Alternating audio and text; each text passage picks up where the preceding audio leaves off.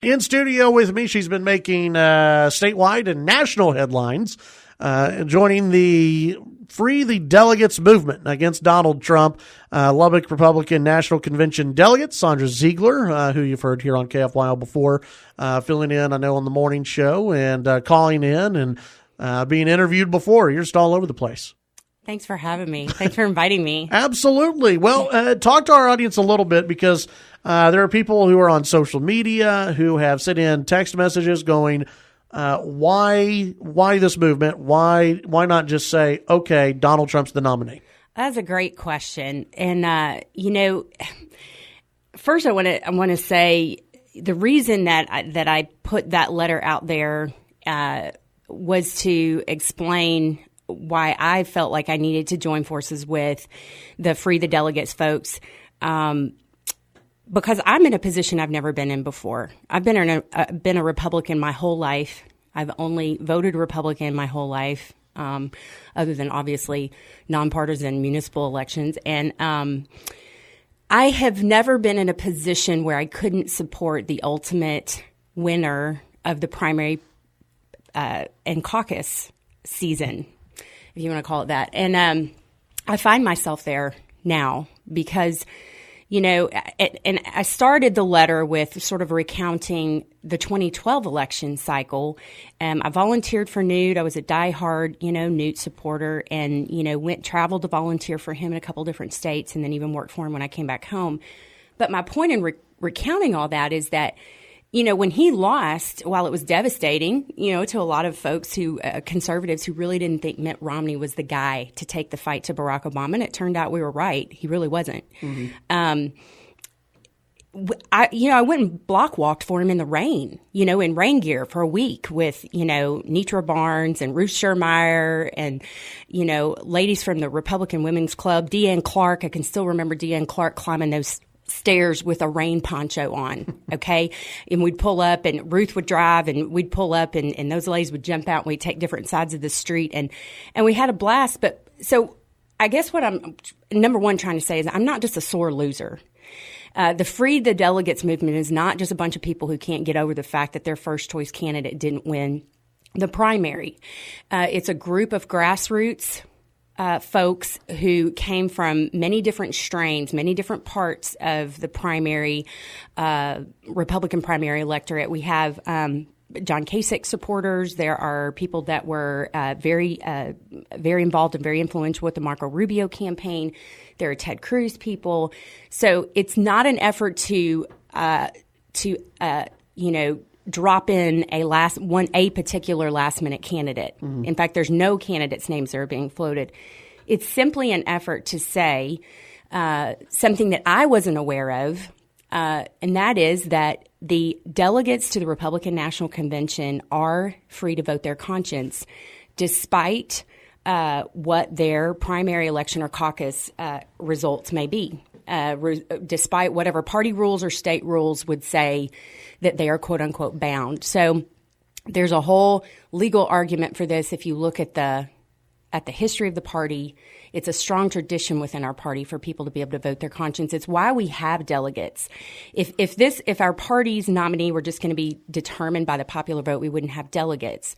So wrote the letter to explain how I got to this position, but then also to say that the Free the Delegates effort is the one that I've joined to try to get a new nominee for our party, because I believe Donald Trump is a failed candidate in almost every way. He is opposed by about 65% of our party, or at least he was in the primary election. He's failed to unify our party. My hope when I was elected as a delegate at the state convention was that, and my belief was that surely he's going to listen to all the advice that he was getting, that, hey, now is the time to unify the party. Right. Now's the time to reach out to conservatives, to make nice with them, to start having more consistent policy statements that we could rally behind. And we didn't see him doing that. In fact, he spent more energy wooing Bernie Sanders voters than conservatives. You bring up that in the primary, there were a lot of Republicans who were against Donald Trump. In recent polls, it has shown that the Republican Party has, in a way, coalesced behind Donald Trump. I think the latest number that I saw was around 76% maybe, who were saying they'll vote for Donald Trump. Still, I think that number is a little light because there are people who just right now they say they're not going to vote for Donald Trump. On the flip side, Hillary Clinton has about 74% of Democrats who are going to vote for her in that poll. So doesn't it look like Republicans are unifying behind Donald Trump and that this process is too late? I guess what I would say to that is, because I hear that all the time. Well, if we don't support Trump, if we don't support our nominee, then aren't we going to get Hillary? This effort is to give us somebody else that our party can really rally behind, because I have never seen or heard so much angst about having to cast a ballot in this general election. I mean, over and over again, people you talk to who are Republicans say, oh my gosh, how did we get in this spot where we have somebody who should be like a convicted felon and Donald Trump? Those are our choices. I mean, how did we get to this spot? And I feel like our party is just collectively holding its breath, just surely to peak. We don't have to go and cast a vote for somebody who really in a number of ways doesn't hold Republican values at all, who, is more of a populist than he is a free market conservative. And, but yet that's where we find ourselves. And so the question that went through my mind is, are we bound, and I put this in my letter, to allow the estimated 12 million people who voted in our primary who aren't really Republicans to determine what our party now believes in? Okay, so if Donald Trump's our presumptive nominee, is that what the Republican Party believes in now? We're all populists now. Is that right? Because if that's right, then I have to leave the Republican Party.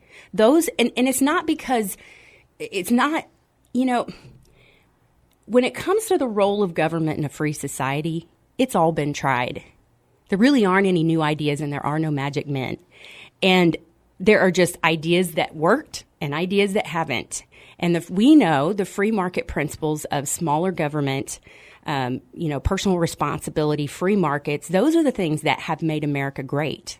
Tariffs are not going to make America great. Sorry. We've tried it. It doesn't work. Can you hang around one more segment? Absolutely. All right. When we come back, I've got more questions. Sondra Ziegler in studio. If you haven't seen the story or the open letter, you can go to KFYO.com, where we have that online at KFYO.com for everyone to read. We'll be right back.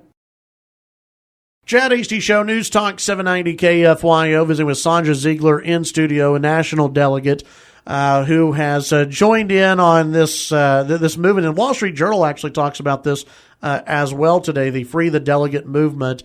And apparently they're getting close to flipping enough people on the Rules Committee to go forward with this. Sondra, I want to ask you about the delegate system and something you brought up about people voting who weren't necessarily Republicans. There's been some talk in the future of closing the Republican primaries, only allowing Republicans to vote, which I like that idea. But let me ask you this. If you're a voter out there, just the average voter who went and participated in the polls, watch this election play out, and they hear you speak and they say, well, wait a minute, she wants to overthrow the will of the people by a handful of delegates that most people have never heard of beforehand. Aren't most people going to reject that idea?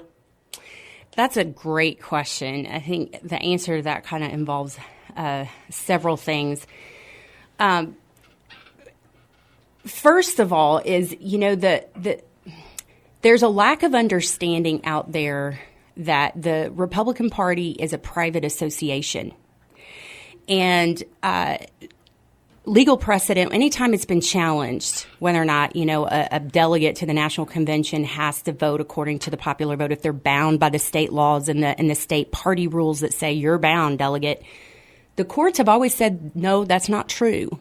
They're not, because the government has no interest in compelling a person to vote a certain way in a private organization. It'd be like, if voting for who's the president of the local Kiwanis Club. So I understand it's a different scale, but that is a nuance that I get why most people don't understand that, because we've lost a lot of the representative form of government that was built into our Constitution, and the separation of powers and the power of the state legislatures. And, and I would argue that started, when the senators started being directly elected at the federal level instead of by the state legislatures. But anyway, it's a nuance that people forget, that the Republican Party is a private association. It's not a function of government. It's not a government agency.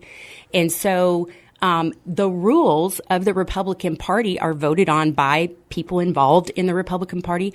The platform of the Republican Party, as people that are involved know, those platform planks where it says what we believe in, that starts at a grassroots level and it works its way up to the national level. We vote on it at the county level here in Lubbock, and every other county does that has a party. Then at the state level, then at the national level. This is a private association that proclaims through its platform what it believes in. These are the principles that we want to abide by, and it's not a public entity. So the party rules say it's not me that says the delegates get to choose the nominee. It's the party rules, and it's the party rules that are operative. Now, what's going to matter at this convention, the question is not if the delegates can vote their conscience. The question is what they believe, because they actually can, but what's operative is what do they believe about what they can do. Visiting with Sondra Ziegler in studio. Between now and the convention, is there anything Donald Trump can do to win you over? You know, I wish I could say yes, and I keep holding out hope that will happen. But I just don't believe there is anything. What if he appoints Ted? What if he says Ted Cruz is vice president? I don't think Ted would take it, but yeah, that would be a little bit persuasive. But Ted would be crazy to do that. But even picking Newt Gingrich, as much as I like Newt in 2012, the fact that Newt would do it just makes me not like Newt. To be honest with you, because I just think that Donald Trump is unserious. What do you think the probability is that Donald Trump gets dumped at the convention? You know, I'm horrible at probabilities, and I'm sort of a sucker for the underdog. So you're asking the wrong person. I'm just going to say that I hope that we are able to educate enough delegates of their right to vote, their conscience. And there's going to be people that want to vote for Donald Trump. There's going to be a lot of Donald Trump supporters. Okay, vote your conscience. Yeah. You're for Donald Trump. But for those of us who can't, I'm not a bound Trump delegate, quote unquote. I'm a Ted Cruz delegate. So I'm bound, supposedly, by our rules to go vote for Ted Cruz. Right. But I'm saying if there's somebody else that can be nominated that we can vote for, all bets are off. I'm going to vote for whoever can beat Donald Trump. If Donald Trump walks away, he's the nominee from the convention, and you have Hillary Clinton, what do you do? I can't vote for either of those people. You're not going to vote for Trump? Nope, I won't. What do you say to the people who say that's a vote for Hillary? Well, it's not. Technically, it's not a vote for Hillary, and it's not a vote for Donald Trump. Sometimes you got to draw a line in the sand and say this far and no further. And at some point, we don't have a party anymore if we can't control the principles that people believe in that run for our nomination. Real quick, have you heard from any other delegates who, maybe they haven't spoken out, but they're with you on this? Have you heard since the open letter came out? Have you heard from anybody? I've heard from other voters. I haven't heard from other delegates, but keep in mind there are only 2 other delegates from District 19. Right. And so I'm in the process of having that conversation with them right now. But I have been in contact with the Free the Delegates effort, the folks that are involved in that in Texas, and the efforts are well underway. I think they got the majority of Bexar County to say they're with Free the Delegates, the majority of their delegates. So. And so I guess the idea from what the Wall Street Journal put is that you flip the Rules Committee. Is that what it is? To allow the Rules Committee to vote in favor of unbinding the delegates? Well, here's the deal. So as we've said, we assert that we are unbound. What we're trying to get is an affirmative statement that makes it clearer to the whole wide world that delegates can vote their conscience so that more people will feel free to do so. Yes. Interesting. Sondra, we'll visit with you through the process. Great. And I'm sure we'll hear from Carl Tepper as well. I'm sure we will. Carl's good friend Carl. Yeah, you are good friends, but we're great friends. He's not supporting you on this one, I don't think. I know. All right, Sondra, thank you very much.